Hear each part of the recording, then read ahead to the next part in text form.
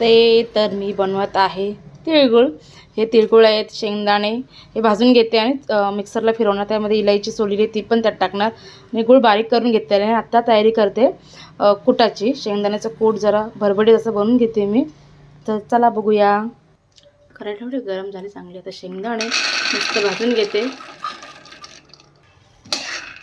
काय नाही, साधी सिंपल रेसिपी आहे. जे व्हिडिओ बनवतेच मी म्हणजे चला तुमच्यासोबत शेअर करूया. आणि भाज्या बनवते आणि भाजत चांगलं गरम आहे. गार झाले की मी तर काय साली काढत नाहीत, मला आवडत नाही शेंगदाण्याची साल काढलेली वगैरे. डायरेक्ट फिरवणार मिक्सरला. मिक्सर गार कोट करून घेते आता.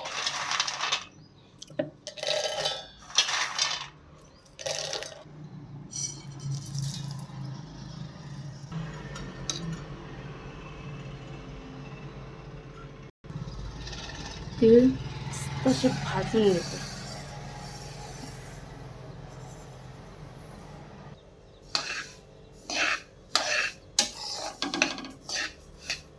तीळ काय लगेच भाजलेत मस्तपैकी.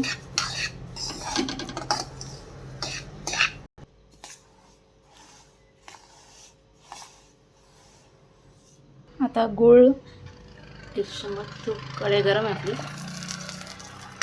गूळ विरघळून घेऊया सगळं आपण. गुळाचा पाक तयार होईल आता.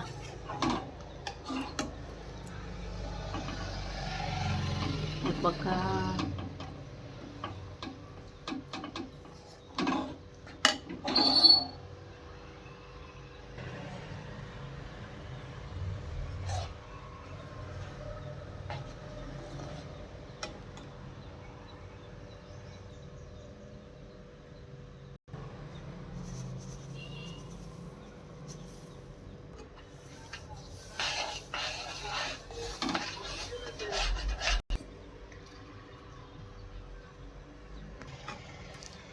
शेंगदाण्याचा कूट.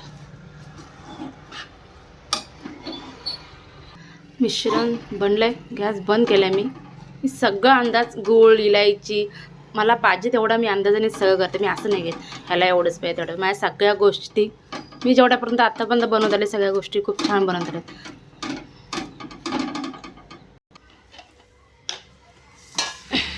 थोडं गार झालं की तिळगुळ बनवून घेते मी. बघा तिळगुळ मस्त. आणि बाकीचे तसेच सगळे बनवून घेते मी.